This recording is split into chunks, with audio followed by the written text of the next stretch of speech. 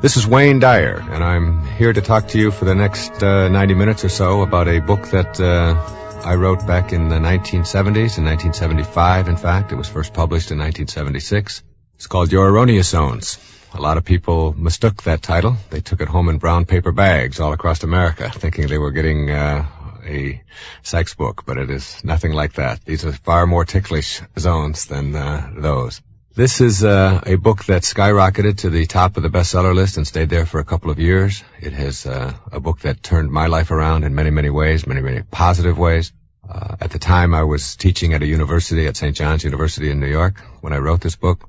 I subsequently left that position and have written many books since that time, and also have produced a lot of audio tapes and have become a lecturer, and many, many changes have taken place. So many, many years after the publication of this book, I've been asked to do a audio tape about Your Erroneous Zones. It's an exciting prospect for me to go back into this book that has been so impactful in my life and in the lives of estimated around the world. Some 30 million copies of this book have been sold in all of the different foreign editions and the United States also. And the way to take a look at this book and look at the concepts that I was writing about back then is to understand the concept of what erroneous zones means. Your erroneous zones is obviously the key word in there is erroneous, and the word erroneous means error. And this is a book about the errors that people make in their lives as they go through their life and try to manage their own emotions. I think I've had more comments to me since this book was published about the one thing that seemed to be the most important to them as they read this book was that they learned that they had control over their own emotions.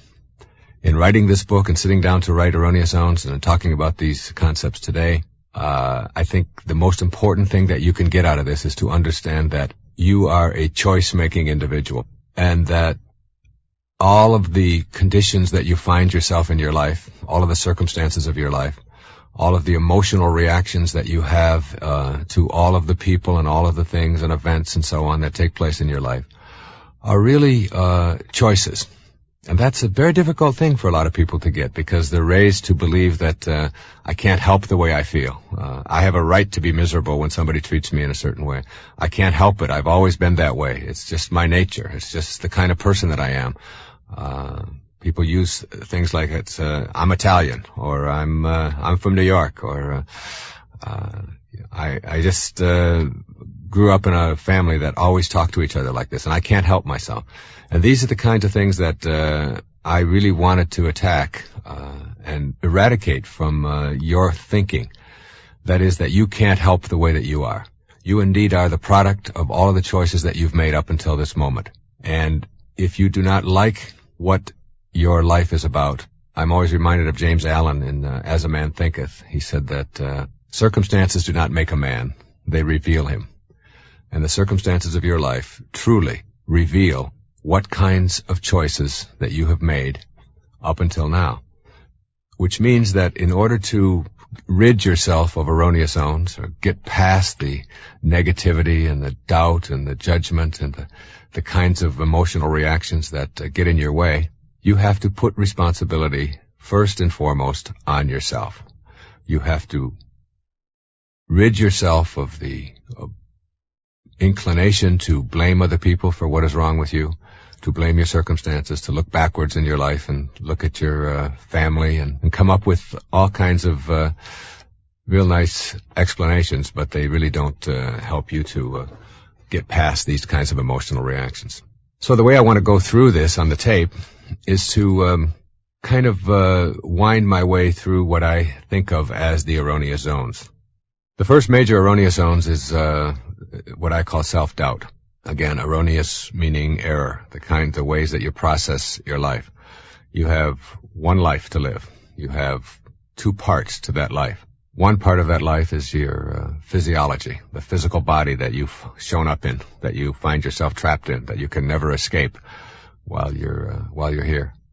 And you take it with you wherever you go. You can't leave the office in the morning and go home with a different body. You carry it around with you everywhere you go. And then there's the invisible part of you, the part of you that processes everything that you experience in your life. This is your mind, your consciousness, or your soul, or whatever you want to call it. It doesn't matter what you label it. It's just understanding that how you process and perceive yourself is determined not by what other people tell you, as much as you'd like to believe that, but in fact by how you have chosen to process yourself. And what you want to learn how to do right off the bat, at the very beginning, is to understand that disliking yourself, or experiencing self-rejection, or putting yourself down, or finding fault with yourself, or looking at your body and telling yourself all the things about it that you don't like. Like you may be too tall, you might tell yourself that you're too short, you might tell yourself that you're too heavy, that you're too light, that you're any number of things, and you can go through every organ in your body. And some people do this very thing and find all kinds of reasons why they don't like this, they don't like that, they don't like the size of their legs, they don't like the size of their breasts, they don't like the way their hair is, they don't like their eyes, they don't like their ears, their nose is too big. It's an endless. And this is like a burden that you place on yourself in your life. And it's something that you want to really begin to process in a different way. And a way to process it is to say, what do I get out of this? What's the point in me disliking myself or finding fault with myself? It's the only self I have. Instead of doing that and keeping myself miserable, what I'm going to do is look in the mirror and say to myself, this is the body that I have shown up in, for whatever reason, whether it was my plan, or whether it was God's plan, whether it was my parents' plan, whether it was a conspiracy, whatever, it is still the reality. And I am going to accept the reality of what I have shown up in and see it as my curriculum to a higher place. The body that you're in, whether it's in a wheelchair, whether it's blind, whether it's deaf, whether it's tall, whether it's short or black, white, whatever it may be, it is still your curriculum. It's what you have to use to get to the highest place that you want to be in your life. So rejecting it is really rejecting your entire life curriculum. And you have to really look at the whole idea of, in our culture, it's almost, I think I have been asked the question on talk shows across America more about this particular subject than anything else. And the question is, isn't it selfish? Aren't you promoting selfishness? Aren't you telling people that they should love themselves and reject all other people and so on? And I'd like to put that to rest right here. The first thing you have to ask yourself is, what does it mean to be selfish? To be selfish is to be a burden to another human being. Whenever you find yourself a burden to somebody else, or someone else is a burden to you, that is a very selfish act. The person who dislikes himself, believe it or not, is the biggest burden to be around in the world. This is someone who is never happy, doesn't know how to make themselves happy, is using other people to try to get them to be happy, is always blaming other people for the conditions of their life. The person who has self-doubt or self-rejection doesn't know how to enjoy their life.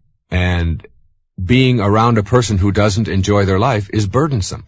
The person who does love themselves, who feels good about themselves, who, if you ask the question, do you love yourself, there's not even an issue there. There's not even a question involved. It's simply, of course I do. This is me. This is all I have. Of course I love myself. Why wouldn't I? Why would I ever put myself down? It has nothing to do with being conceited or finding fault with other people or making yourself better than anybody else. It has nothing to do with that. It has to do with the simple notion that in order for me to be happy, I have to love myself. In order to be able to be free from being a burden to somebody else, I have to know how to enjoy my life. If I know how to enjoy my life, it means that I am loving the life that I'm having, and that means I'm loving the body that I'm in. I'm loving the self that I am.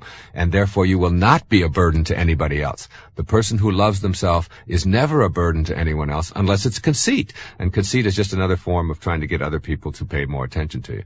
But if it's just authentic self-acceptance, then it is the most important thing that you can do. And in raising children, nothing is more important in the whole educational environment than self-concept, self-esteem. This is what we're trying to teach all the time to young people, is feel good about yourself. cherish yourself as a valuable, important, significant, grand, divine creature, as someone who is unique and special in all the world. And feel that way about yourself wherever you go, and carry yourself that way.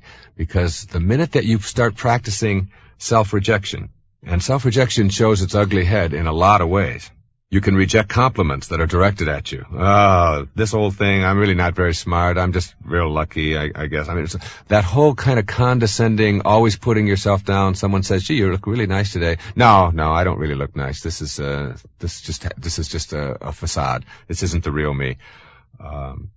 You can make up excuses for why you look nice. It's my hairdresser. She does it for me. Or it's the wardrobe. Or it's the color that I'm wearing. It isn't really me.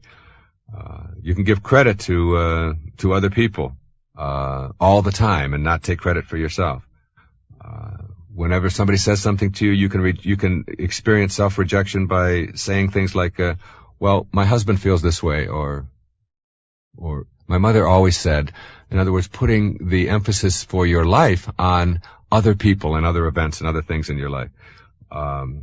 You can always be verifying your opinions for other people. Like if someone says something to you, your response can be, well, isn't that right, George? George, tell him that this is what I mean. That's a form of self-rejection.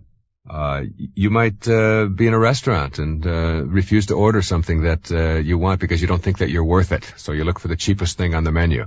A very typical kind of self-rejecting kind of attitude. You cannot buy yourself something, even though you might have the money, because you don't think that you're worth it. I've seen many times on airplanes where someone will refuse to have a little glass of wine with their meal because they don't feel that they should spend $3 on themselves. So they put the $3 away and don't feel that they are important enough to have that. You can avoid indulgences and doing nice things for yourself, not because of finances here, but because you just don't feel that it's worth it. You certainly shouldn't have flowers around. I mean, you're not important enough to have flowers. Other people get flowers, but certainly not you. Anyway, these kinds of self-rejection attitudes start out very young in your life, and in fact, you may have been carrying them around for an entire lifetime. It isn't to say that they didn't happen to you and haven't been going on in your life since you were a little boy or a little girl, but the fact is that you have to still understand that life is a choice, and that if you want to improve your self-esteem and you want to improve your life, it starts with saying to yourself, I have been buying into this all of my life. As a little boy or a little girl, it wasn't my mother who did it to me. I believed it. I bought into it. They tried to convince me that I wasn't that important, and I accepted it. And now I'm an adult, and I am still buying into it. I'm still accepting it, and I'm still carrying over all of this leftover baggage from perhaps other people making this effort. So you have to say to yourself, they didn't do it to me. I allowed it to happen, and I am no longer willing to allow myself to be immobilized by the rejection that other people or other events or other institutions or whatever it may be may have attempted to impose on me. So what you want to do at this point is if you can see that there are areas of your life in which you are self-rejecting, and identify them and make a commitment to changing them, then you can come up with some specific things that you can do about them. And some of those specifics, those strategies, those techniques that you can use to rid yourself of this self-rejection are really quite simple. I mean, you can begin to discipline yourself to select new responses to others' attempts at making you feel good. When someone says to you, gee, you look really nice today, you can practice, instead of that immediate self-rejecting kind of, oh, it really isn't me, or this is my hairdresser, or whatever, you can just, a very simple thank you, or it's nice to know that you appreciate me. Just, even if you don't mean it. I mean, just sometimes you have to fake it, but faking it is all right, as long as you are practicing a kind of, hey, if someone says to me I look nice, or that I smell good, or that I look nice in this outfit, or that I look younger than I am, or whatever, I'm entitled to that. I'm entitled to a compliment. I'm worth that.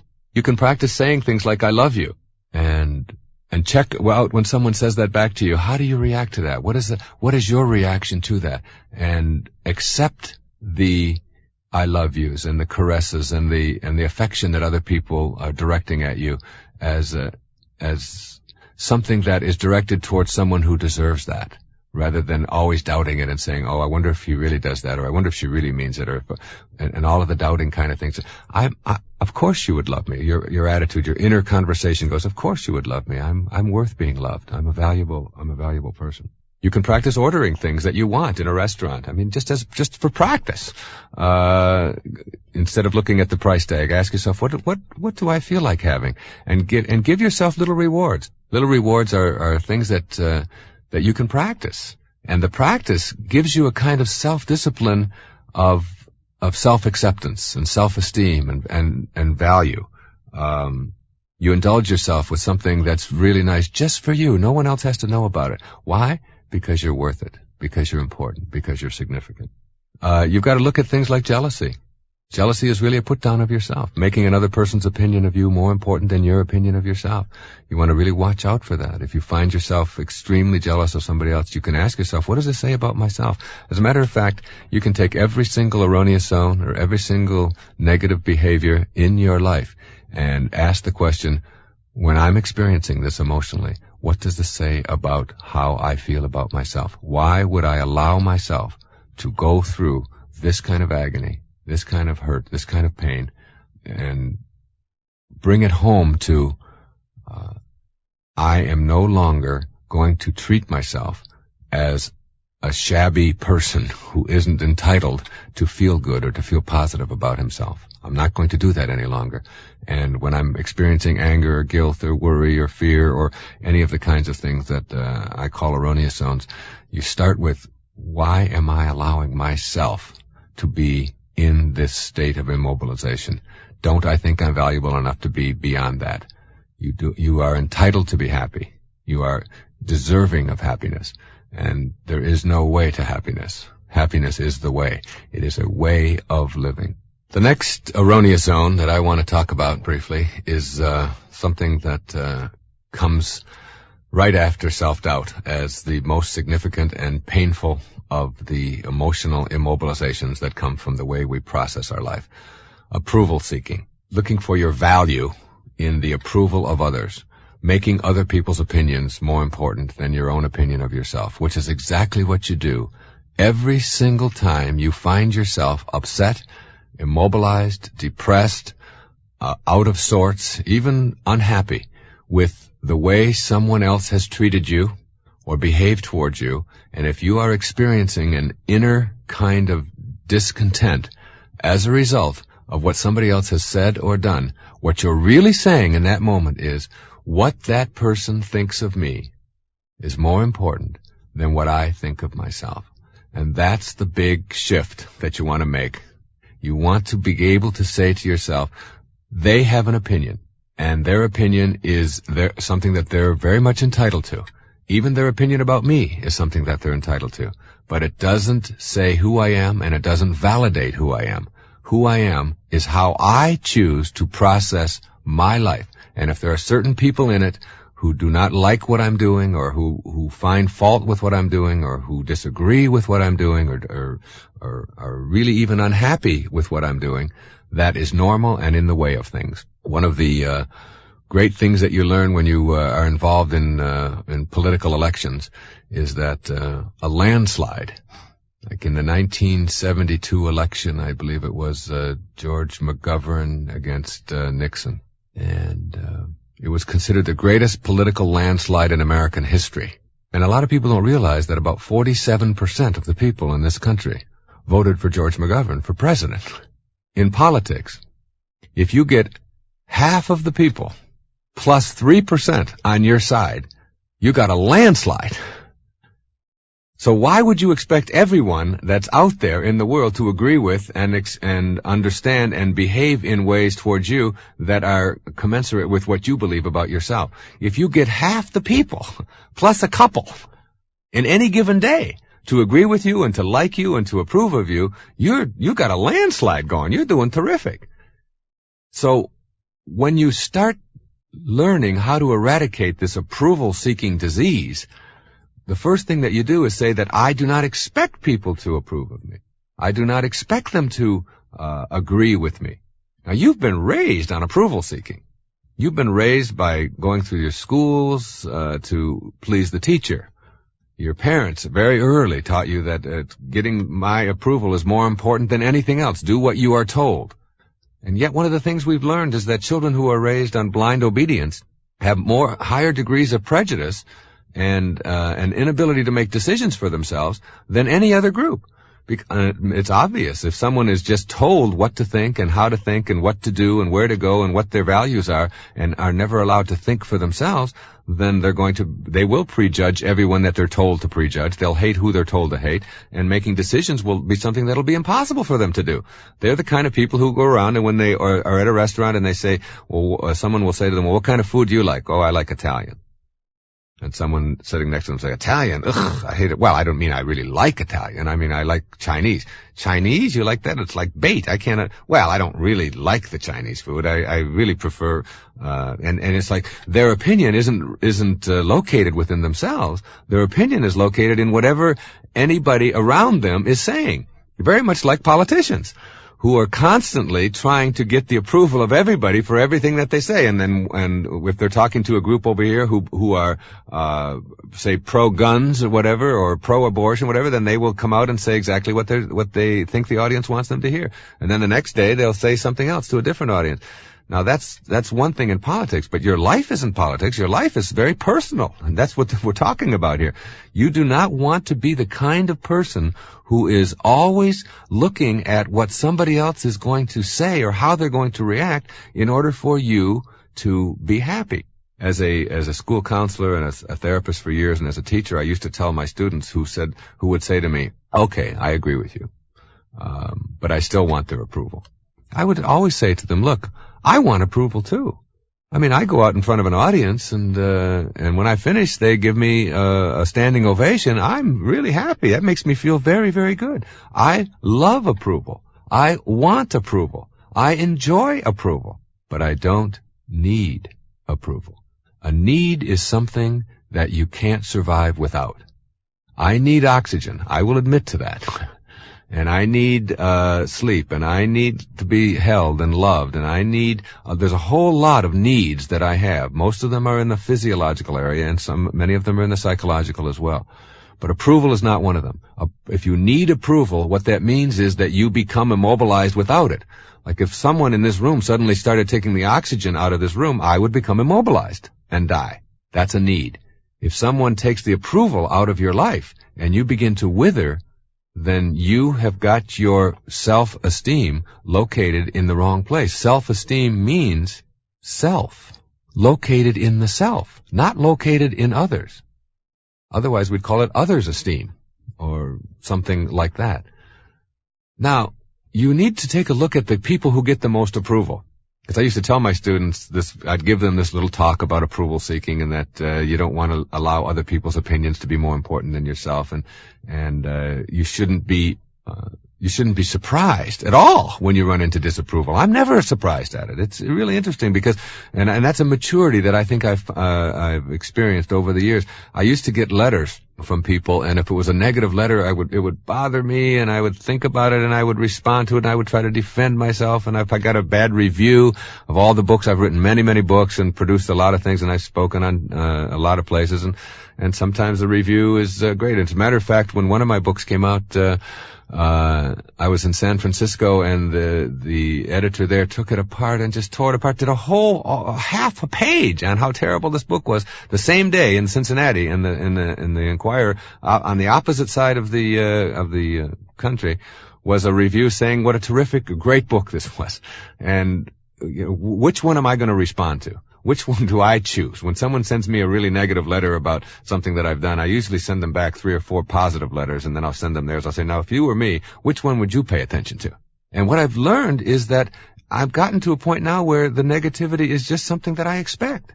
I'm not at all surprised by it. I know when I speak to an audience of several thousand people that there's going to be some who are not going to agree with and like what I'm saying, very much like what I'm saying right here in this tape right now. There will be people who will listen to this and they will find fault with it, and that's fine.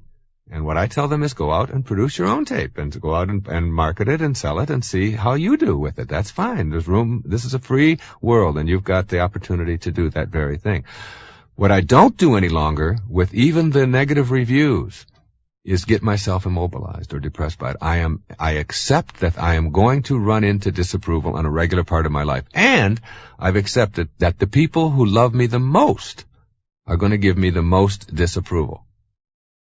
Your parents, your brothers and sisters, your husband, your wife, your siblings, which is the same as your brothers and sisters, isn't it? Your coworker, people who care about you are going to sometimes disapprove, and sometimes they're not going to disapprove. My wife and I don't agree on about 50% of the things that we do in our lives. She has a certain way of running things. I have a certain way of running things. But I don't let her disapproval immobilize me, and she doesn't let my disapproval immobilize her. We've gotten to the point where we understand that we are different, that she's unique and that I'm unique, and that we're entitled to that. And instead of making that a place of contention, we've gotten to a point in our lives where conflict and confrontation are not things that we want for ourselves any longer. That we don't want to have that experience on a regular basis of always being upset and angry and hurt over all of the kinds of little things that tend to really ruin relationships. So rather than have that conflict and that confrontation and that pain and the anguish and all of that goes with that, what you do is you shift that and you say, you don't agree with me, and I understand that, and that's fine. And if I don't need to have her agree with me, if I don't need her approval, if I want it but I don't get it, that's fine. But if I need it and don't get it, then I'm going to get angry and I'm going to blow up and I'm going to have this. So it's like I instead of expecting approval for everything that I say and do everywhere in the world, including with my children and with my brothers and sisters and all of the people in my life, instead of that, I expect some disapproval. As a matter of fact, I expect it about half of the time. And when I get it, I'm not surprised. And when I'm not surprised, I don't get myself worked up. When I don't get worked up, I have become emotionally mature then. I have been able to handle the kinds of things that come my way in the area of disapproval.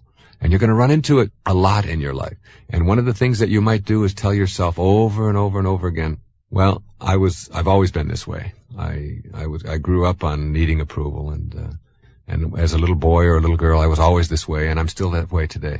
And that's something you want to eradicate from your life and begin to and understand that this is not something that is imposed upon you. It is not natural. It's not human nature to be an approval seeker. It is not only human. It is only neurotic to be doing that. And you have the choice. Always, I will say over and over and over again as you listen to this tape, you have the choice. When someone says something to you that you dislike, when someone behaves in a way towards you that you find offensive, you have the choice in how you're going to process that. You are a processor of life. You must not turn the controls of your life over to somebody else in the form of approval seeking and telling yourself that you have to have it. Now remind yourself, being approved of is wonderful.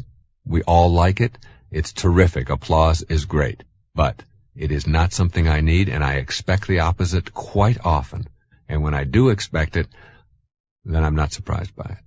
And I'm not looking for any landslide. And even if I want a landslide, I'm still only going to get 53 or 54% of the people to approve of me. And the other 47 or 46% are not going to. And that is just the way things are. And the person who is free from erroneous zones is someone who knows how to accept things as they are. The next, what I call erroneous zone, or error in thinking or in processing your life, is being attached to the past. You must learn how to free yourself from the past. Now, I'm not saying that you should ignore all your traditions and you should ignore your past. I'm saying that being trapped by it today on what you think is something that you had to have in the past and no longer works for you is something that you can get rid of. Again, this is a way of processing. This is a way of thinking. It is thought that we're working on here. It isn't a list of techniques to go out and practice doing these things. It is new ways of thinking, new ways of processing, because your life is really how you think about it. As you think, so shall you be, are the most important words, I think, in ever written. 7 simple words. As you think, so shall you be. Your thoughts are what create your life. One of the traps that really immobilizes people is what I call the I'ms, attaching themselves to the past with these self-definitions, these labels that we place on ourselves, and we begin to believe the label. The great Danish theologian Søren Kierkegaard once said that once you label me, you negate me. And you have to remember that a label is always something once removed from the actual process. Like you can't drink the word water, and you can't get wet from the formula H2O. And there's 1,110 different names for water on our planet. Some call it aqua. Some call it op. In Farsi, it's called op. And there's Wasser, and you name it, in 1,110 different dialects and so on. There's all these words. And yet that label is not what it is. The only way you can know water is to experience it, to get in it, to drink it, to be involved in it. And there's the experience of it. And the same thing is true with these I'ms. When you put a label on yourself like I'm no good at math, or I'm lousy at spelling, or I'm deficient at languages or whatever. You've just put, I'm a slow learner. You've put a label on yourself. Now that isn't who you are. Who you are is how you think. What you think about is what expands in the world. And you are what you think about all day long. It is your thoughts that create your very life. And all of these definitions that you place on yourself are just things that keep you from being able to go out and do something about improving the quality of your life. Like if you put I call it the I'm circle. If you say something like, I'm shy. I've always been that way. That's my nature. It's just the kind of person I am. I can't help it. I've always been that way. And you hear these sentences over and over and over again. If you believe that, if that becomes who you are, if that label becomes your reality, then you're acting on that, the way of processing who you are. And if you say to yourself, I'm shy, and then you see yourself at a gathering, a social gathering, and you see a group of attractive people, then you'd like to go over and talk to them. And you say, I think I'll go over and talk to those people. You say, and then you start over there, and you're on your way over, and then you say, oh, wait, I can't do that. Why not? Well, because I'm shy. And there you go into this trap. You get yourself into this circle of neurosis in which you can never escape because you are living by the label. As soon as you put the label on yourself, you are no longer willing to do what it takes to overcome this thing that you have imposed upon yourself. You're not born with shy genes. It isn't something that anybody imposes on you or injects you with. It is a choice. You may not know any other choice, but it is still something that you have elected to do. And until you rid yourself of the label that you may have been carrying around all of your life, and then we begin to practice new ways of being. And what you do is instead of saying, I'm shy, you say, up until this moment, I've always elected shy behaviors. But today, in this moment, I am going to elect a non-shy behavior. I'm going to try something different. I'm not going to live by the label that I've imposed on myself. And these labels can include things like I'm not good at sports, I'm clumsy, I've never been able to do things. And you see people who say I'm clumsy or I'm not good at sports, and then you say to them, well, come on, let's go out and shoot some baskets. They say, oh, that'd be great. And then halfway out they say, oh, no, I can't do that. And well, why not? Well, I'm just no good at that sort of thing. And as if you get good at that by putting a label on yourself and then sitting on the couch and becoming a couch potato. You get good at anything by ridding yourself first of the label and processing yourself in a new way. And that new way is to say, I can do anything. I can become anything I want. I have always believed that about myself in my life. A lot of people say, well, if you're a writer, you can't be a good speaker because, a writer is someone who is much more introverted and they keep all their things within them, and a speaker is much more extroverted, and those two don't mesh. But I believe you can excel in those areas. I believe you can be a poet, and you can also be an athlete. And you can be very, very good at athletics and enjoy that as a very much a part of your life. And you can also be very gentle, and you can enjoy flowers, and you can enjoy little children, and you can also enjoy a boxing match, and you can enjoy sweating, and you can enjoy putting on a tuxedo. Your life can be whatever you choose it, but you first have to rid yourself of these self-defeating I'ms.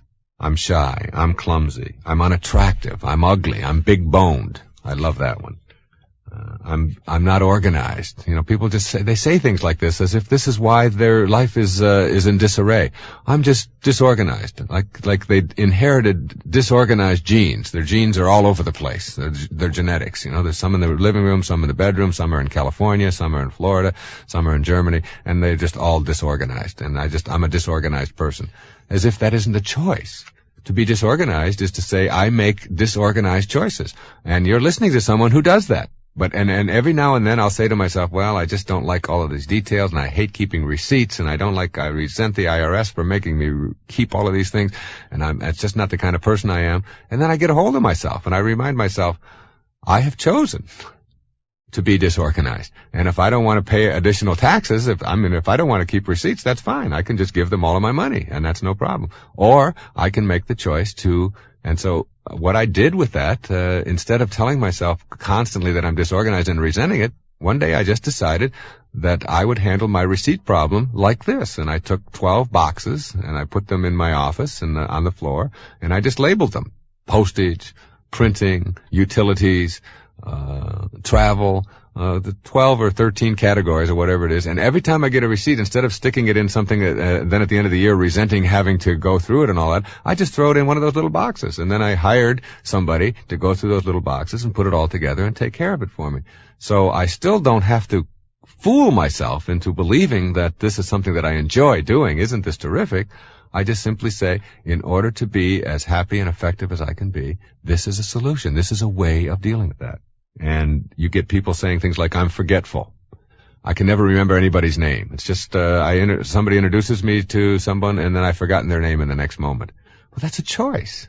That isn't something that happens because you've got some kind of deficiency in your brain or in your memory. It's because you have not paid attention to that kind of thing. And instead of putting a label on yourself of I'm forgetful and that gets in my way, if it does get in your way and you don't like it about yourself, what you want to do is shift that, transfer that to I am going to change that about myself. Then today, the first 3 people that I'm introduced to, I'm going to repeat their name over and over again in my mind, and I'm going to come up with some kind of an image in my mind so that I will not forget this person's name. And lo and behold, you have shifted an I'm from I'm forgetful to I'm really good at remembering. And you now have a whole new way of processing your life. I love the ones that are things like I'm Italian, or I'm German, or I'm Irish, or I'm black, or I'm Chinese. And therefore, and whatever the stereotypes that go with these various labels that you put on yourself, these are the things these are just the things that I do. I mean, I have a short temper, or I'm very, sloppy, or I'm, very meticulous, or, whatever it is, and you hear people saying things like this. I was in a restaurant one time and the waiter was screaming and hollering and carrying on, and I called him over and I said, what are you doing? You're getting yourself all worked up. Your blood pressure's going up. You're going to have a heart attack before you're 50. And he said, guess what? He said, I'm 51 and I had a heart attack 2 years ago and I'm recovering from it. I said, well, what do you do that for? What do you allow yourself to get so upset for? He said, what do you expect from me? I'm Italian. As if being Italian explained. Then he walked away as if that was an explanation for all of that. Like, he couldn't do anything about that. Everybody in my family's like that. We're all, they're this, the way, and that. Well, you can be any way that you want to be. That's the most important thing that you can learn from this tape and from reading Erroneous Zones. And that is that you can choose the kind of personality you are going to have. It is not something you're stuck with. It's not something that you just have to have, even though you may have never elected anything to the contrary. You can go out. My wife went out and decided that she was going to get good at something athletic, and she had never done anything very much athletic before in her life. And she took up bowling, and she went out, and you should see her now. She's unbelievable. And a year ago, she couldn't even lift the ball. She didn't even know where to put her fingers, and she's putting her thumb in the finger hole and throwing it the wrong way and dropping. And now she goes out there and she's unbelievable. She made the choice. She got rid of the self-definition, I'm not good at athletics. And I've seen people do this in many, many areas of their life. I've heard people say over and over again, I'm no good at drawing. I'm not artistic, or I'm not musical. And then they stay away from that for their entire life.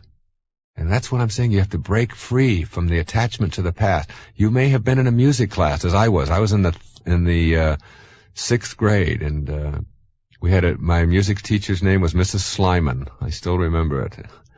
And the whole class had to sing, and she said to me, Wayne, when we get to the part where everybody sings, you just mouth the words, because we don't want to hear your voice. It's that bad.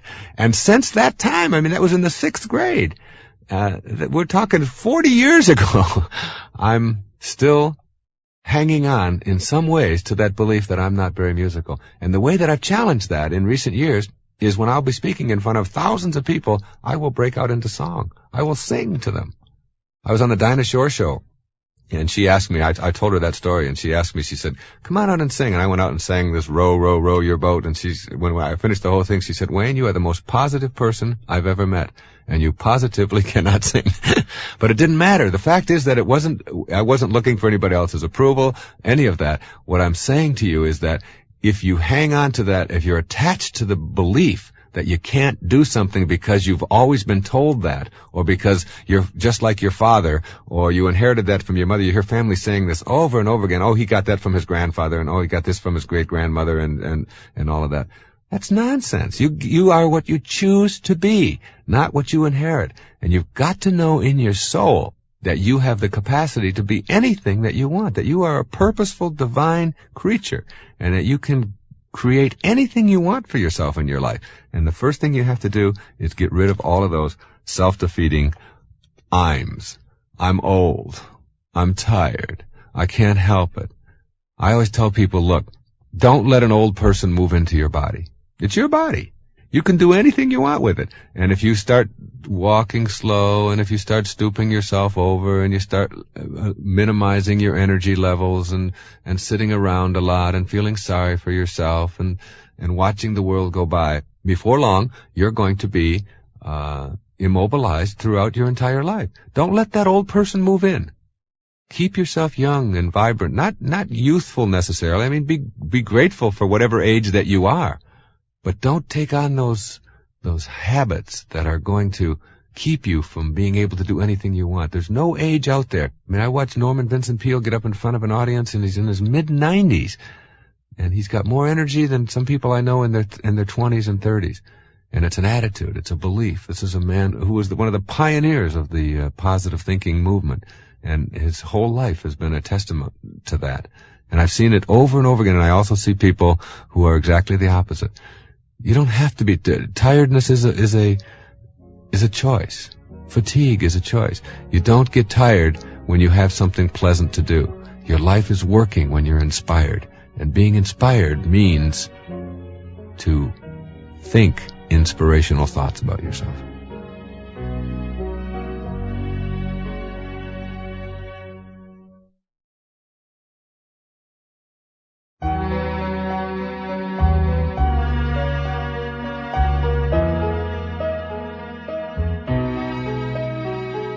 A major category of erroneous zones, one that immobilizes people all over the world, is this whole business of guilt and worry.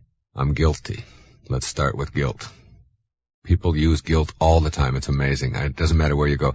We were in Jamaica just a few weeks ago, my wife and all of the children. We have 7 children.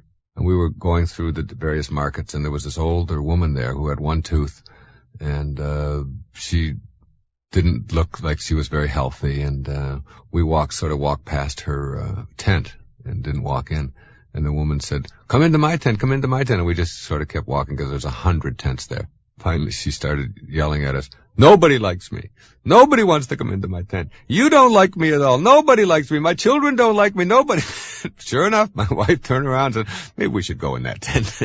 Guilt is very effective at getting people to conform and to do what you want them to do. What is guilt? Guilt is the immobilization that comes from living in the past. It is about, you can't be guilty about things that you're going to do. Your guilt is about things in the past. And let's distinguish right here that there's something called learning from the past, which is very valuable and very important, and there's nothing in the world wrong with it. You do something, you behave towards someone in a way that you don't like, you've done something that is inappropriate, you've made a mistake, you've dropped the ball in some way, and what you say to yourself, instead of, oh, I'm so terrible and I'm so awful and I'm just such a bad person, which is instantly putting a label on yourself and immobilizing you and keeping you from growing and learning from it, what you can say instead is, I am going to work even harder in this day at not behaving in those ways. And these are the things that I'm going to do. But most people don't do that. Instead, they accept guilt. And the guilt that they accept is, I am not worthy. And this is the reason that they adopt this kind of a strategy is because they've been taught this since the time that they were little boys and little girls. We get children to do things by making them feel guilty. Oh, all right. You don't have to carry the chairs upstairs. I'll carry them with my bad back. You just sit there and enjoy yourself. Why, I'll carry all of these card table chairs on my back, and it doesn't matter. Don't worry about me. I'm just your mother. And if I fall down, and it's like instantly you're up and you got this whole vision of her falling down the stairs and card table chairs all over her and so on. And it works. And the schools use it, and the churches use it. They're famous for it, and parents use it, and businesses use it, institutions use it, and you see people susceptible to it all the time. You can get somebody to tip a little more by just giving them a look to make them feel guilty. You can literally make anybody do anything that you want through guilt, and guilt is a trap, and it's a useless emotion, because being immobilized now about something that has already happened is, when you think about it, a pretty silly and wasteful thing to do. The now is here. Everything that happened in your life happened. You can never should have done it. You can never would have done it. You can never could have done it any differently than it happened. And knowing that all of the things that you've done in your life are over, then if they're over in the physical reality, then in your mind is the only place that you have anything left over, since the physical reality is just now. Now is all there is and all there ever is. It's the working unit of your life. So everything that has transpired in the past, since it's over, the only thing that's left over is how you're choosing to process it. If you process it in a way that makes you feel guilty, then that will immobilize you. That will make your life unhappy. That will keep you from being fulfilled in the present moments of your life. So what you want to do, instead of processing events and things that you've done that you've chosen to feel guilty over, is to say, instead I'm going to shift that to, how can I learn from these? What's the lesson in this? What did I have to learn? I have a belief that life gives exams. And if you don't pass the exams, you just keep repeating them over and over and over again. And a lot of people use this guilt trip. Their whole life becomes this enormous trip of guilt. Always feeling bad about what they've done and why they did it. Always putting themselves down and finding fault with who they are. Always rejecting themselves because they didn't perform to somebody else's expectations, or they didn't do things the way they were supposed to do them, and so on. So guilt plays a big role in people's lives. It plays a role in our culture. We are all very susceptible to it. Okay, I'd like to just review a couple of strategies here for getting rid of guilt. First is to begin to view the past as something that can never be changed. That's very important. It's over. And your feeling guilty isn't going to change the past, nor will it make me a better person. Now, if you were in a society or in a culture in which, by feeling bad about what happened in the past, it would change it, I would be here making a tape in favor of guilt. Like if right now you could feel guilty about the outcome of the Peloponnesian War, and how terrible the outcome was, and how awful the Athenians were treated, and so on. And then if I said to you, well, will that change the outcome of the war? You would say, well, of course not. It's over. Well, this morning is just as over as the Peloponnesian War. And your feeling guilty about what happened this morning is just, in terms of changing what happened, makes just as much sense as feeling guilty about the outcome of the Peloponnesian War. It isn't going to change the outcome at all. So instead of being focused on things that are not going to change the outcome, what you want to do is be focused on, how you can, in fact, change the outcome in the future. And guilt keeps you from changing the outcome in the future. That's what you have to understand about guilt.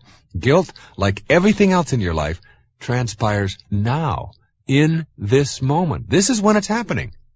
And instead of, if you can look at and process it this way and say, instead of feeling guilty in this moment, what could I be doing otherwise? And that's the big payoff for guilt. Guilt keeps you from doing something about it. That's why I call it a useless emotion, because it keeps you hung up on the past in the present, which is all you have. And if you use up your present to be hung up on the past, then you can't use your present to do something constructive now. So it's a very useful technique emotionally for people to employ to keep themselves from taking risks, from trying new things, from moving on in their life. You should ask yourself what you're avoiding in the present.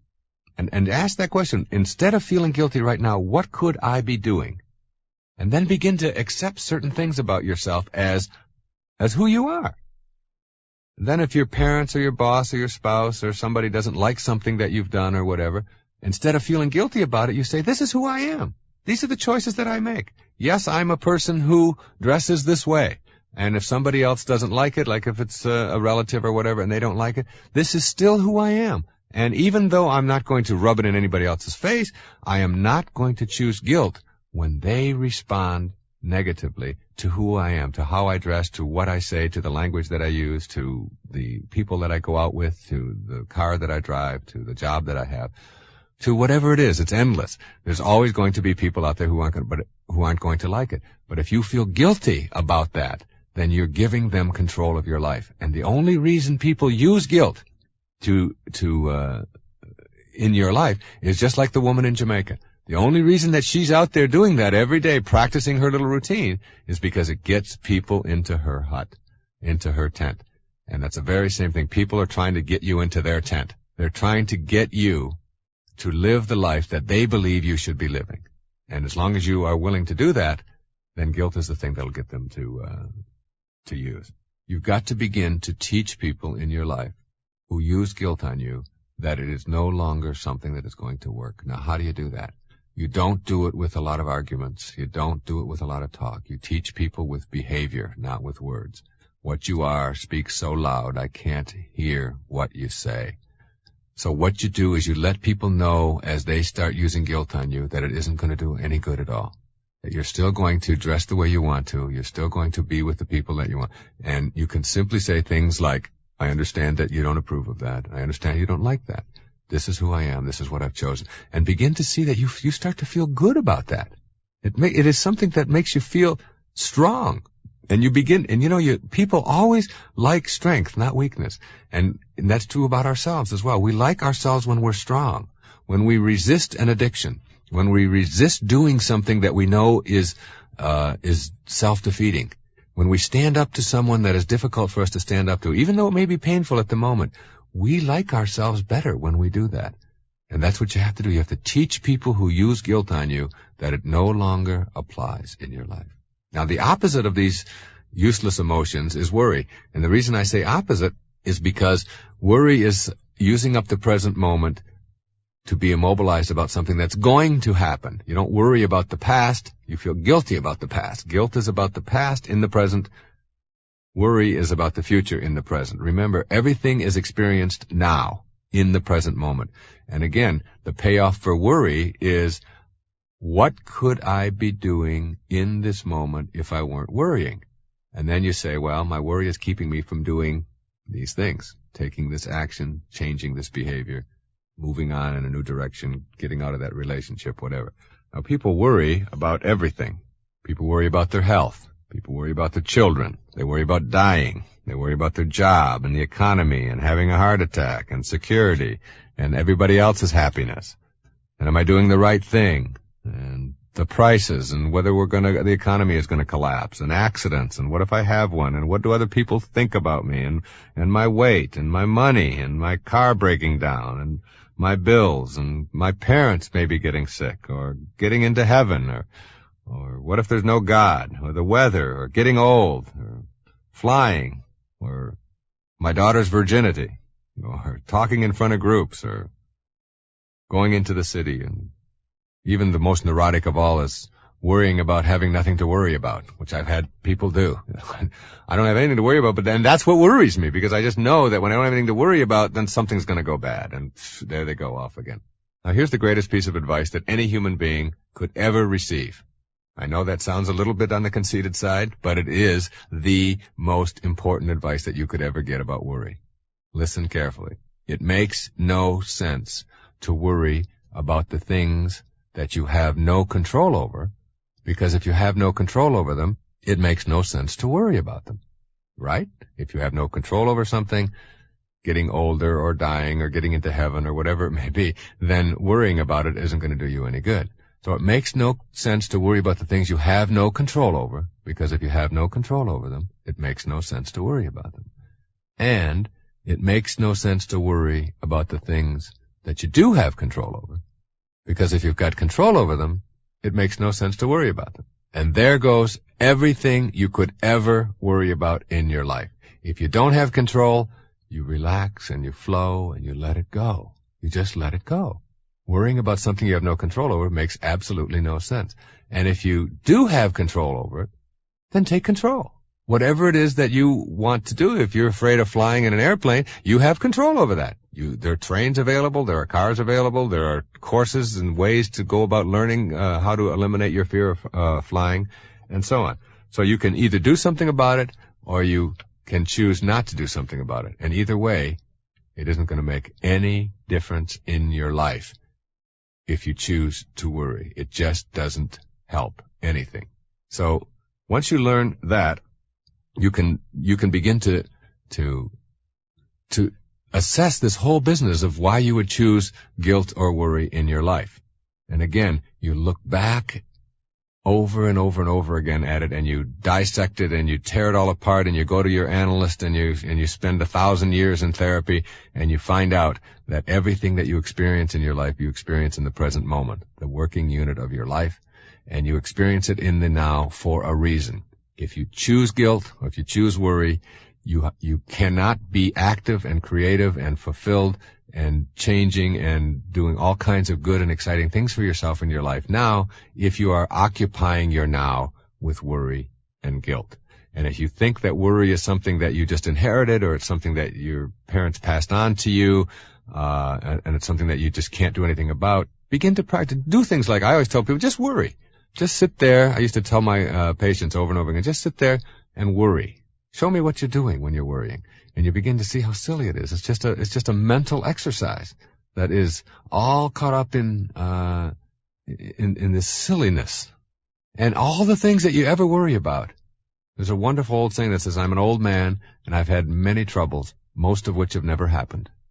And the most of which have never happened is all the worries. You get all these worries and you see them coming at you and you, oh my goodness, what's going to happen? I'm going to get audited by the IRS. I remember the first time I ever got audited by the IRS, and I talked about it, and I was playing this same silly game, worrying about it and whatever.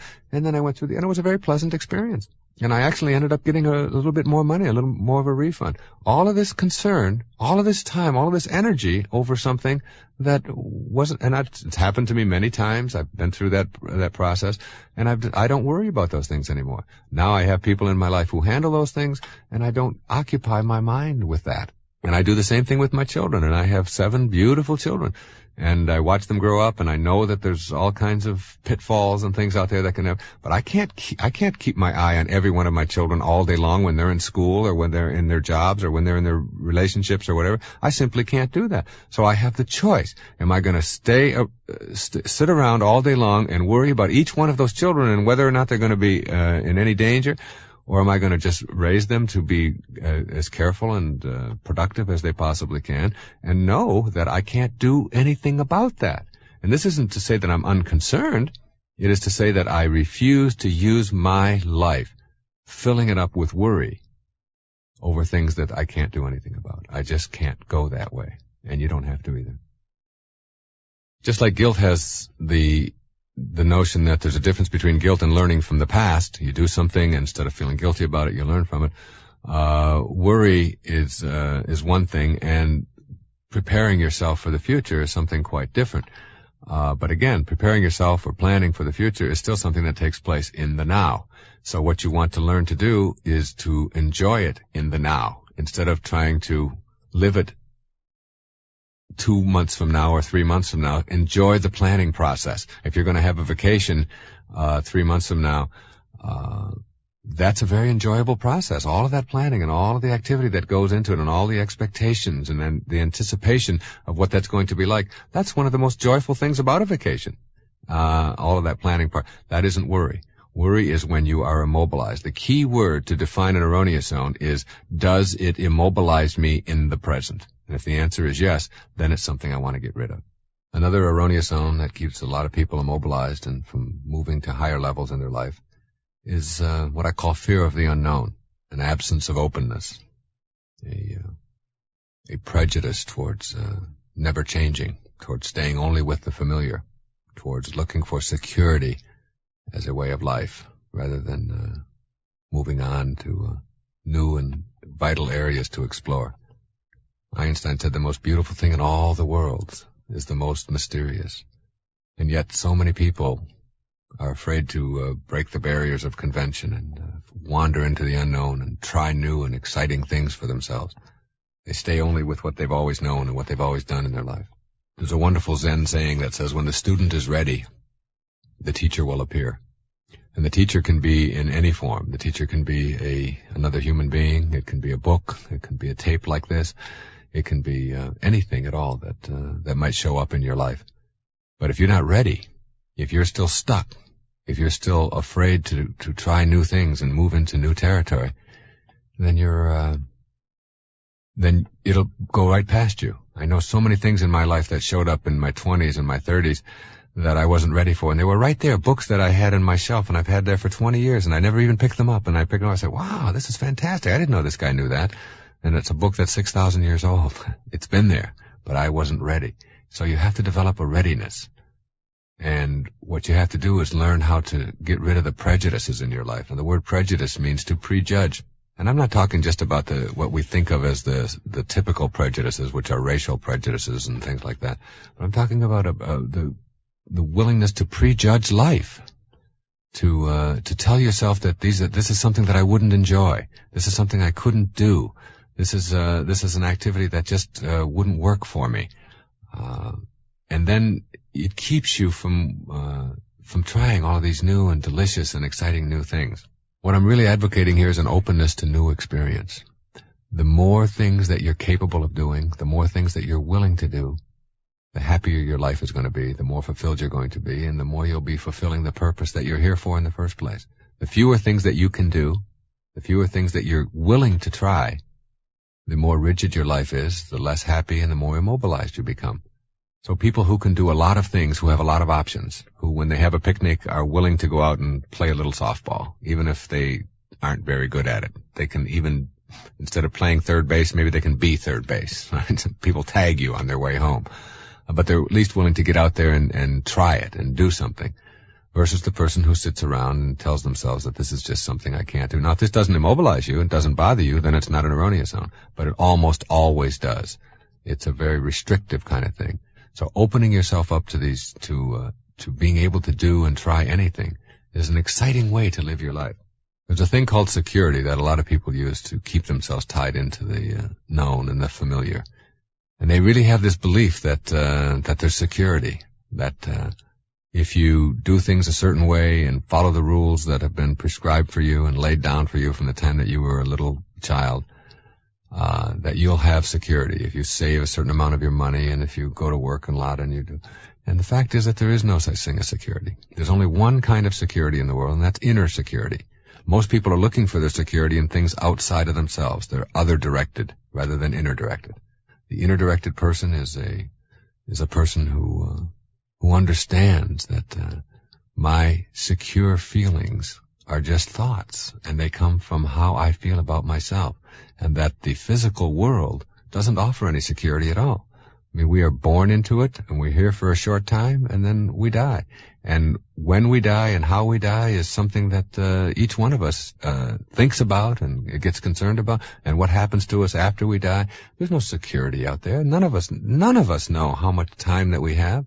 The future is a thought. The future is always the future, and it's just a thought. It's just a whimsical kind of invisible, dimensionless, formless, amorphous kind of thing inside of our consciousness that determines whether or not we're secure or insecure. You're not going to get security from having money or from having a lot of power.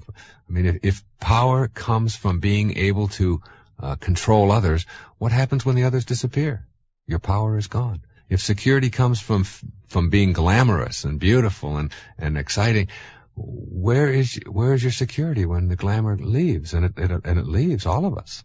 If it comes from being able to dominate someone else, if that's what makes you secure, what happens when those people leave? Your security is gone. See, security is something that you can never get. It's an illusion. And once you know that, then you begin to wander through life and explore the unknown and not be looking for the safe haven. There's a wonderful poem by James Kavanaugh, who's a dear, dear friend of mine, one of the finest poets in the country. It's called Someday. And he says, someday I'll walk away and be free and leave the sterile ones their secure sterility. I'll leave without a forwarding address and walk across some barren wilderness to drop the world there, then wander free of care like an unemployed atlas. It's a nice image, isn't it? Just to be able to wander. I remember reading one of my favorite books ever by one of my favorite authors, John Steinbeck. And in his mid-60s, he took off across the country with a dog named Charlie. And he wrote a book about it called Travels with Charlie. Just him and his dog. And he just took off and went through all the different byways and little highways of America and wrote his observations on what he was seeing. And almost everyone I ever share that story with or have them read Travels with Charlie, they always come back and say, I'd like to do that. That's really exciting. Yet so many people don't do that. They get hung up on their secure sterility, or they have this whole notion of perfectionism. And Churchill had a wonderful quotation. He said, the maxim that nothing avails but perfection may be spelled paralysis. Because if you believe that things have to be perfect and you have to do things in a certain way and you can't do them any other way, then you become paralyzed. If you believed in imperfection and that it can never be perfect, then you're going to be paralyzed all your life. You want to transcend that. You want to go past that need for perfection and just live. Some of the ways that this fear of the unknown behavior show up in your life might surprise you. It isn't just in your work or the kinds of occupational things that occupy your mind. It's in all areas of your life. You see people who will eat the same kinds of foods and won't ever go to another kind of restaurant, and they'll always have their meat done a certain way, and they will never try. I was shocked at my grandmother, who was in her 90s, and she had never had Chinese food. In her 90s. I couldn't believe that. And I said, Grandma, you mean to tell me? Well, she said, I just never, it always looked kind of funny to me, and I never tried it. And I thought, as much as I loved her, I thought, what a strange thing for her to go through her whole life. She had also never had spaghetti. In 90 years, never ate spaghetti.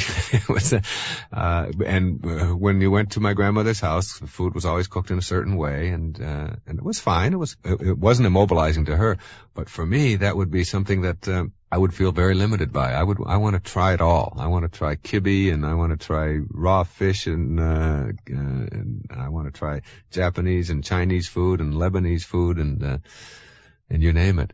And it broadens your perspective. It makes your life more exquisite and more beautiful and more loving and more happy.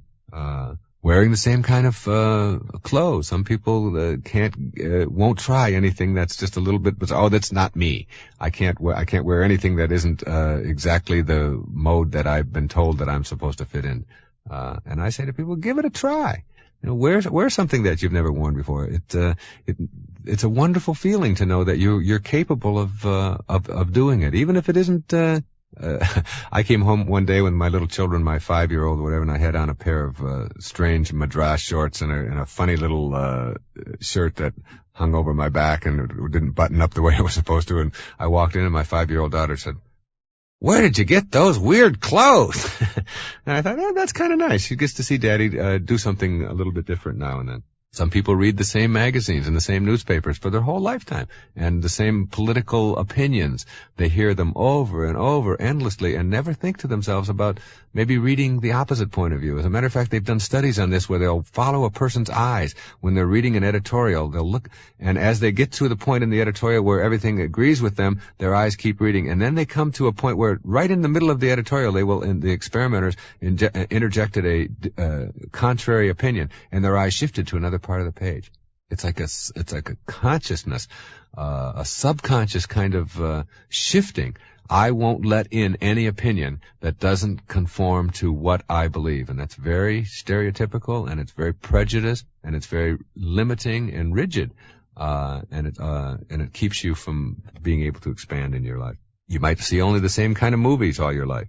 You might live in only the same neighborhood, in the same place, in the same area, and never take a chance. Maybe a job opportunity comes along in another part of the country, or maybe overseas, and instead of saying, yeah, we'll try that. I don't know what's going to happen. I'm not sure, but I'm going to do it anyway.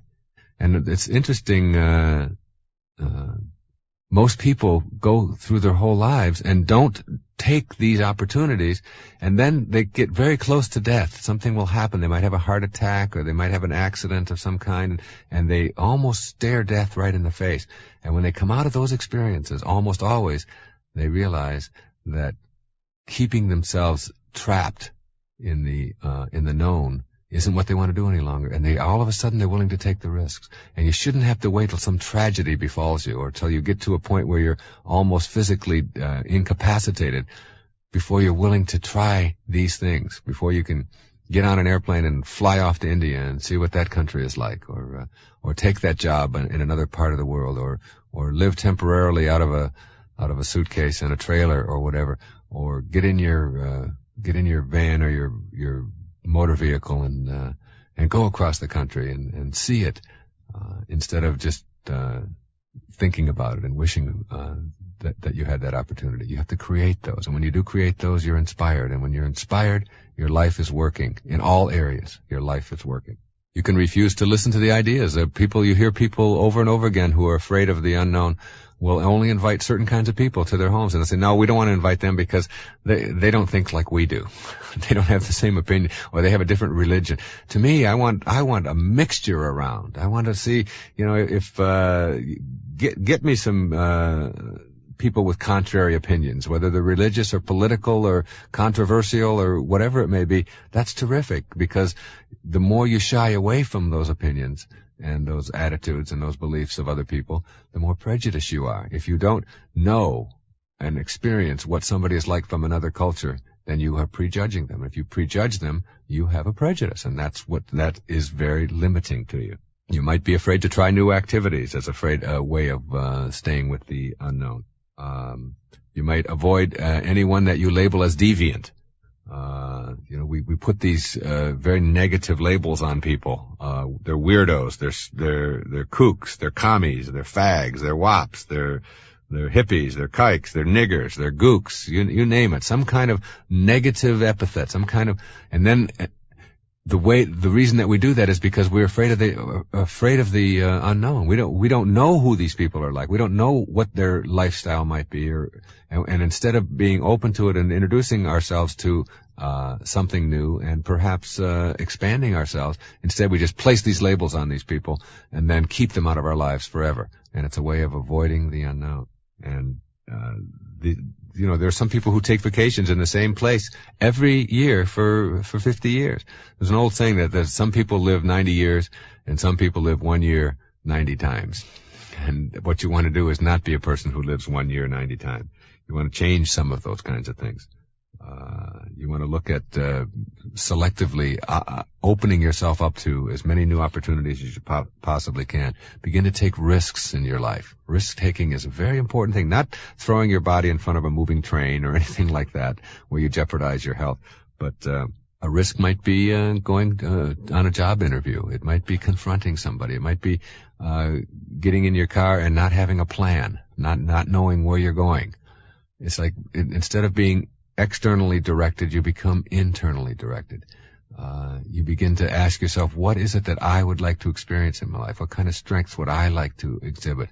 And then take those risks and try those new things. And a word needs to be said here about failure. You have to understand that you don't fail at anything in life. You can't fail at anything. That's really an important notion. Everything you do produces a result. If you take a golf ball and put it up on a golf tee and you swing at it and it dribbles off to the side, you haven't failed. You've produced a result. The question isn't whether you're willing to fail or not, or what you do, or whether or not you're a failure. The question is, what do you do with the results that you produce in your life? If you weigh 300 pounds and you want to weigh 125 pounds, you haven't failed. You've produced massive results.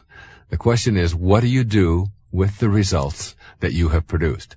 Do you tell yourself that, I'm no good at this, and you put a label on yourself and stay away from the unknown?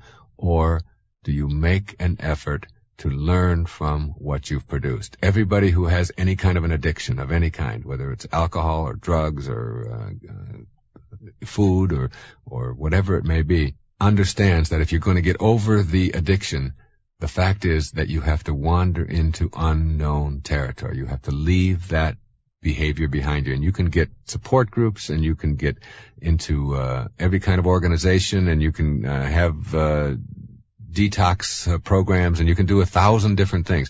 But the bottom line on changing behavior is that you have to make the decision to change it. No one else can do it for you. You have to wander into unknown territory. If you've been drinking every single day of your life for the last 15 years, that is the known, and you perhaps are very much afraid of the unknown. What would it be like to go through a day without having a drink? What would it be like to have a meal without having to drink something? Or what would it be like to not use cocaine today? Or what would it be like, and instead of taking the chance and wandering into the unknown in a whole new area, you go back with the familiar. That is those who have addictions, and whether it's coffee or whether it's food or anything else, it is still a fear of moving into new territory. And the fact is that the fear is all in your mind. It's only a thought. A new and healthy and fulfilling and exciting and exquisite life is only a thought away. You change around the expectation that this is going to be tough, or that I can't do this, and instead shift it to, I can do anything, I can be anything, I can experience anything, one meal at a time, one day at a time, and I can make anything happen for myself. And that's how you change behavior, by wandering into the unknown rather than staying with the familiar. And when the student is ready, when you are ready, you will find help and guidance available to you all over the place. And when you're not ready, that help and guidance that is always there will always seem to be missing from your life. It's just a question of readiness. All right, we have a few more erroneous zones that's important to cover here as we move towards the end of this tape. One of them I call in the book the justice trap.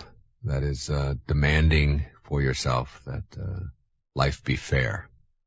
Being upset when it isn't. Being upset when other people make more money than you do. Comparing yourself continuously to other people. Finding fault with others. Instead of cultivating your own garden, as Voltaire told us to do in Candide, cultivate your own garden. You're busy cultivating everybody else's garden. If somebody else wants to grow rutabagas and you want to grow cucumbers, then grow your cucumbers and keep your nose out of other people's gardens, and you'll find yourself a lot happier. So don't be looking for fairness or justice or everything being exactly equal. If you want to get ahead in life and make your life all that you know you can make of it, then you've got to simply say to yourself, why am I choosing not to do that? Anything that you can visualize, anything that you can get into your mind or your consciousness and visualize, an image for yourself, you have the capacity to bring into the world. The ancestor to every single action in your life is a thought. A thought.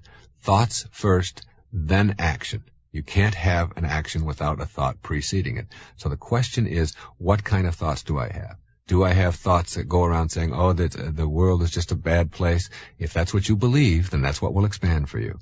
If you believe that the world is a terrible place and it's filled with all kinds of corruption and it's filled with criminals and it's filled with precariousness and so on, then that will be your experience, because that's what you carry around in your mind. What you think about expands. As you think, so shall you be. Right? From Proverbs. It's the most important words in there. And if that's what your thoughts are, and you're demanding justice for yourself by comparing yourself to others, and looking for reasons to be unhappy. If you argue for your limitations, you're going to get your limitations. If you argue for your happiness, you're going to get your happiness. And one of the things that you want to avoid is one of the erroneous zones I call procrastination, which is simply hoping and wishing and filling yourself with maybes and being bored and all of these kinds of things. If you sit around and hope and wish and say maybe over and over and over again in your life, then you are simply going to be a person who is using up the present moment to fill it with wishes rather than with action. Procrastination is nothing more than a typical way to keep yourself from taking action in your life. And I have found, we just moved into a new home not too long ago, and we had about 200 boxes that had to be broken up in the garage. And I looked at those boxes, and I knew that nobody else was going to break them up. But Daddy, this is Daddy's job. And every day I'd go in and I'd look at all of those boxes, and I'd say, no, I really don't want to deal with that today, and I'd let that go. And then came the time when just a few days ago, when I went out there and I said, I'm just going to break up 5. I'll just do 5, and then if I do 5 every day for the next 3 weeks, I'll have them all broken up, and then I'll call the moving, and they'll come and pick them up. Well, that's the key to eliminating procrastination, because as soon as I did 5, I said, well, I can do 5 more. And I came in about an hour and a half later, and I had the entire job done. I have found that to be true with virtually everything in my life. If I can put it off and put it off and put it off, but just do one sentence, and you got your letter written. Just sit down, and instead of telling yourself, I've got to write this long, long letter to my mother and I haven't written in a long time, you don't do that. You say, I think I'll just write one paragraph to her today. And then all of a sudden, the whole thing is done. Just one little action, one little step, and you have the whole thing corrected. In Hamlet, there's a line that says, refrain tonight, and that shall lend a kind of easiness to the next abstinence, and the next more easy.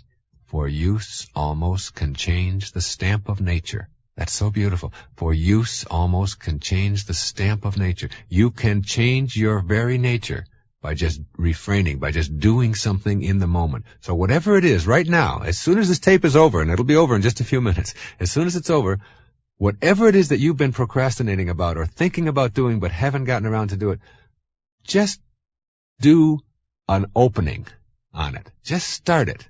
And you'll find that simple little act is what gets you going. And it's always, and where does that come from? It doesn't come from acting. It comes from thinking. Thinking makes it so. So rid your life of hoping and wishing and saying maybe and all of those kinds of things. And instead move beyond that and say, anything I can visualize in my mind, if I can get it there and hold it there, I can act upon it. So I will act upon it in the now, in the working unit of your life, now, today, this moment. Anger is another erroneous zone that is very important to deal with. It's something that I think a lot about because there's so much of it in the world. It's the cause of almost all international crises. It's the cause of family breakups and so on.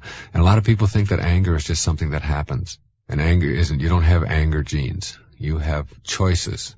There's no anger in the world. There are only people thinking angry thoughts and then acting out on those thoughts. Buddha said you will not be punished for your anger. You will be punished by your anger. Your anger is something that you live with. And when you use it on somebody else or abuse somebody else with that anger and act out on it, you are carrying around the seeds of your own destruction and the destruction of others. You must know that it starts with your processing. You see an event in the world take place. You see your children do something that you don't want them to do. Someone cuts you off on the freeway or whatever. And it isn't the act that makes you angry. It's how you process the act. Always keep in mind that if you didn't know about it, then it couldn't upset you. It couldn't make you angry. So the fact is, it's your knowing. Somehow your knowing is connected to your anger. And that knowing is your processing of it. I mean, your children could all day long be failing biology and be skipping school and everything else. And if you don't know about it, you can't get angry. Now someone tells you about it and you're angry. The event didn't cause you to be angry. If the event caused you to be angry, then you would have been angry long before you knew about it because they've been doing this for 6 months. It is your processing of it. And what you have to do is learn that whatever you're experiencing, whether it's anger or any of the erroneous zones that I've been speaking about in here, guilt and worry and self-rejection and approval seeking and justice and procrastination, all of these things are to be considered by you as your way of processing your world. You have the choice not to be angry in a given moment. I don't care what your nationality is. I don't care what your background is. It doesn't make any difference what kind of excuse you use for hanging on to these things. If they are something that is immobilizing you, then you have to leave it. And you leave it by, first of all, changing around your thoughts. The final erroneous zone is growing up. Independence, if you will. Leaving the nest. Getting past that whole business of believing that you have to be in somebody else's life that no longer works for you, that you have to be stuck, being dependent upon someone else. Remember, your children are not your children. They are the products of life's longing for itself. They come through you, not for you. And while I strongly believe in interdependent relationships, you still have to leave the nest. You still have to, and there are many adults who never get a chance to leave the nest. They're always seeking permission. They're always asking permission of life or somebody else in it in order to make their lives happy. I'd like to conclude this tape, this labor of love on something that I did many, many years ago, and I realized that in going through it how important all of this information still is. And there was a wonderful quote that I quoted in the last page of Erroneous Zones. And it came from a Reader's Digest piece back in 1974 called The One Sure Way to Happiness by June Callwood. And she says it this way. I couldn't say it any better. She said, "Nothing on earth renders happiness less approachable than trying to find it." Historian Will Durant described how he looked for happiness in knowledge and found only disillusionment. He then sought happiness in travel and found weariness, in wealth and found discord and worry. He looked for happiness in his writing and was only fatigued. One day he saw a woman waiting in a tiny car with a sleeping child in her arms. A man descended from a train and came over and gently kissed the woman and then the baby, very softly so as not to awaken him. The family drove off and left Durant with a stunning realization of the real nature of happiness. He relaxed and discovered that every normal function of life holds some delight. And that's the end of that quote. That is such a powerful message, that every normal function of your life, everything that you do, holds potential for delight. There is no way to happiness. Happiness is the way.